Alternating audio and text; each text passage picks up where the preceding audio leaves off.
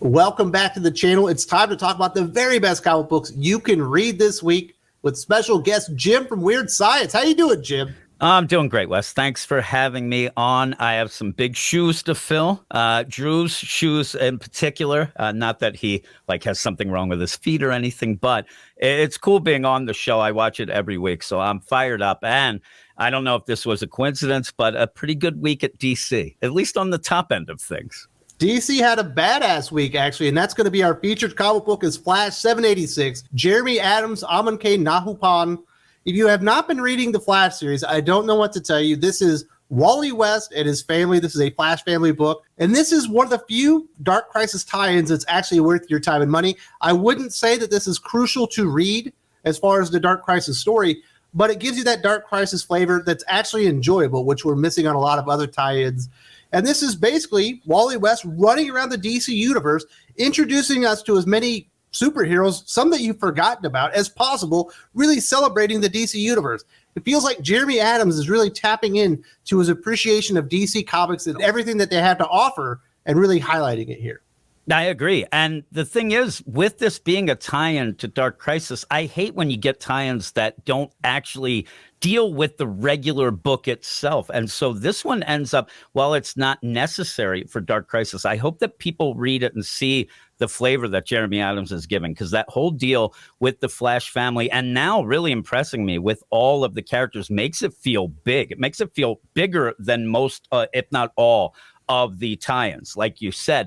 And in that, you still get what this book is great about. It's the family. You end up having Linda. She has Speed Force powers now. She gets a suit. You end up having the kids. And even the little thing where I love these tie-ins to other books and whatnot, you end up even having a little bit of a nugget that ties into the whole Flashpoint Beyond and the things that are going to come after Dark Crisis with Jeff Johns' books coming out when they mention Judy Garrick, which is just a little bit there, but also having Animal Man, Animal Girl, Maxine. It's great. I mean, it really is a good comic book, just straight up, that everybody should be reading. I know a lot of people were kind of hesitant when it comes to Wally West because I don't think anyone can forget Heroes in Crisis. We also had that Future State Flash series. They were just real character assassinations, in my opinion, as far as Wally West.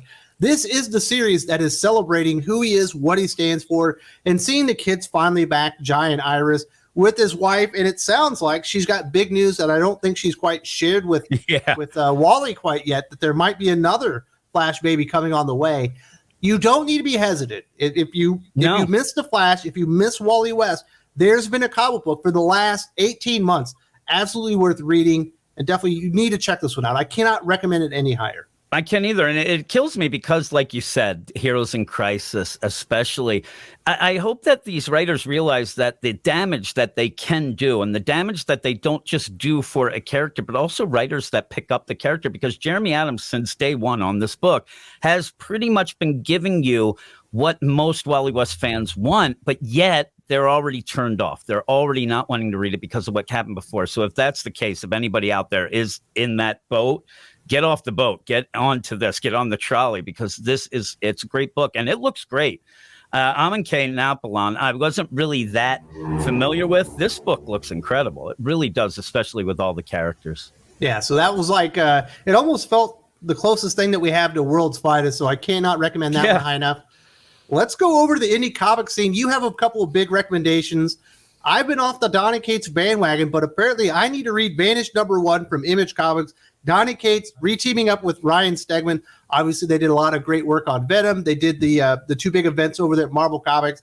This is a new creator-owned type thing that they're doing. Any story that's going to involve kids and magic in a school, it's going to feel like Harry Potter, but there's also a feeling of like Star Wars in here, even in Ender's Game, because the story is set up with this magical realm, kind of hidden from the quote-unquote like Muggle deal. But this main character, Oliver Harrison, he end up introducing him in a way that he seems like kind of a jerk. He's not very likable, but as it progresses, we find out that he was the quote unquote chosen one of this magical realm of Everkeep, and he had taken down the big bad, this Baron Vanish, but Baron Vanish's other minions called the Hollow, they actually have come into the regular human world and they're posing as superheroes. And this kind of makes Oliver have to kind of go back to his past, grab his stuff, and go to attack what most of the people in this world think are the heroes. So he'll be looked at as bad guys. There's a lot of twists and turns,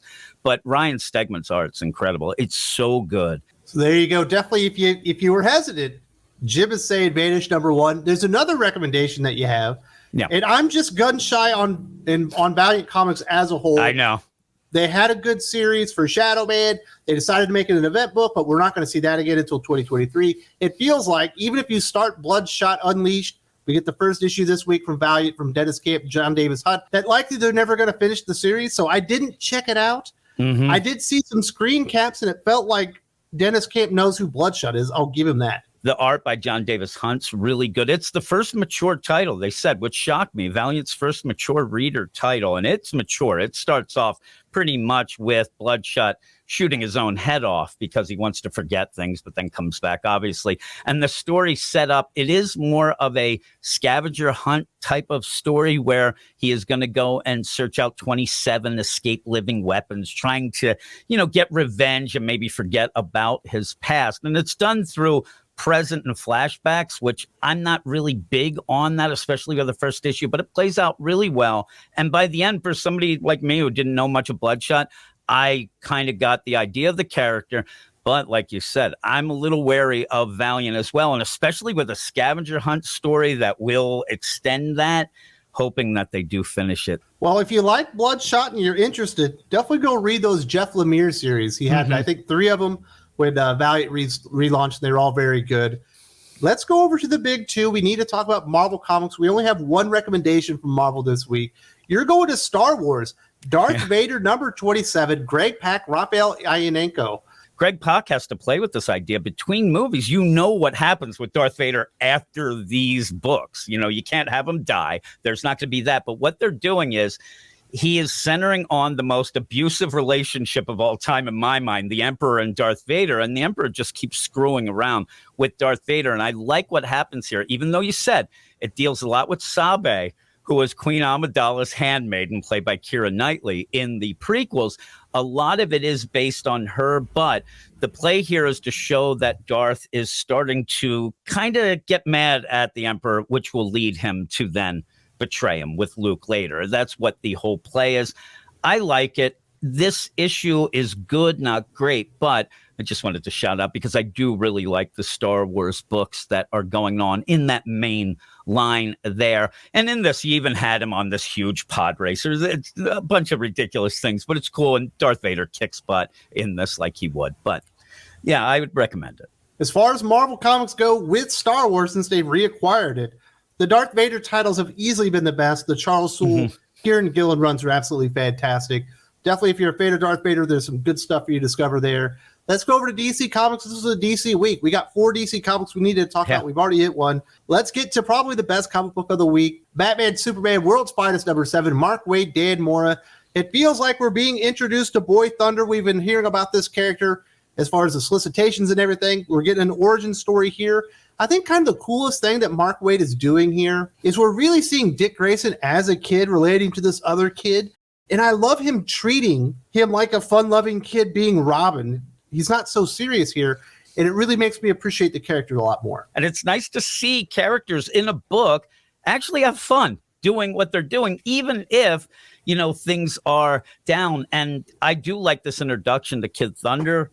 And there's these little things that Mark Waid does. The suit that he ends up having is a callback to World's Finest 178 from 1968. That's awesome. And then you even have Kim Da mention this little deal of the Kandorian. That is a classic character, kind of repurposed here, but it gives you that flavor of the Silver Age stuff, but it works in the modern and really shows you, and I hope is the blueprint of what's going to come after Dark Crisis. I think that this book gets what people want. And you can see everybody loves it. It's selling well. And it's not just because Batman's in it.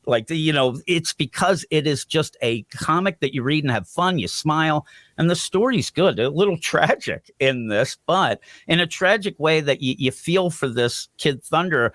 normally now this sort of setup would be, oh, he's going to turn bad. Oh my God, it's not dark like that. And I really like it. You mentioned Dark Crisis, and I should have mentioned that when I was talking about it earlier as well. There are key phrases mentioned in this comic book that absolutely 100% unequivocally are tying directly into Dark Crisis. It definitely feels like Mark Waid is going to have a big role to play in DC Comics in 2023. Yeah, and he's proven with this book alone that he deserves it. I mean, this book really is what DC needs right now to get people back on board. No darkness, more fun, more just that classic feel to it. So I hope that that is the case. I don't think people are going to be expecting this. We're going to have 2 Tom Taylor comic books we're going to recommend at the end. First up, DCeased War of the Undead Gods #3. Tom Taylor, Trevor Hairsine, the final chapter of the DCeased series from Tom Taylor. Easily the best thing, in my opinion, that he's ever done at DC Comics. These heroes are war-worn. We got some of them are missing limbs. Things have happened to all of them. People have died left and right. We've got these undead gods everywhere. And shockingly, the most intimidating character in here is Supergirl. I didn't see that coming. It's just big moment after big moment after big moment to be this wow factor that really drives the book. But again, like the stuff that I said about Mark Waid, he's very smart with some things that he puts in here. Some of the wow factors are the idea that you end up having the Yellow Lantern Corps, Sinestro, having War World, which he did during the Sinestro Corps War, which would be something like people would be, wow, but it plays in because in the Supergirl then converts it over to anti-life. And you're just at this point here in this of how can the good guys possibly win this? It's just bigger and bigger and just wow moments. At the end, obviously, the big deal is seeing Darkseid as a Yellow Lantern, which is something that I didn't think we would get in this or whatever.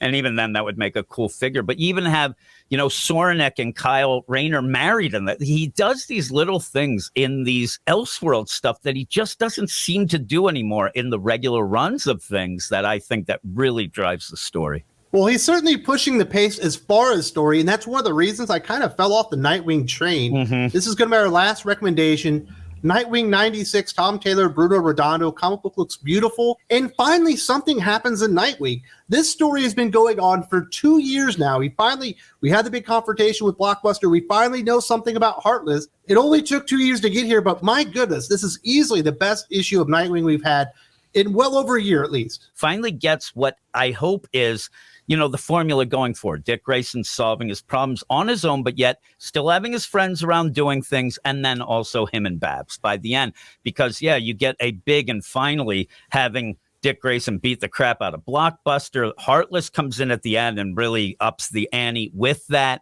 And I still think that this is leading to a wedding in issue number 100, but we'll see how that goes. I think it's an engagement. I think he's going to ask for 100. Yeah, I hope that it gets more, because anytime you get that engagement, it's like, this will last 3 years and never happen. But even then. But the wedding issue will probably sell like 400,000 or 500,000 copies. Yeah, that would be huge. And so, I could see them having guest writers and all this. Gail Simone will probably be on it or whatnot. But in that, this is the best issue because it finally gets, like I said, a formula that I think should go forward and work with Nightwing actually doing something on his own and things progressing where you actually get a beginning, middle, and end, and you're like, okay, I'm satisfied. It's real. And Bruno Redondo's art is always really good.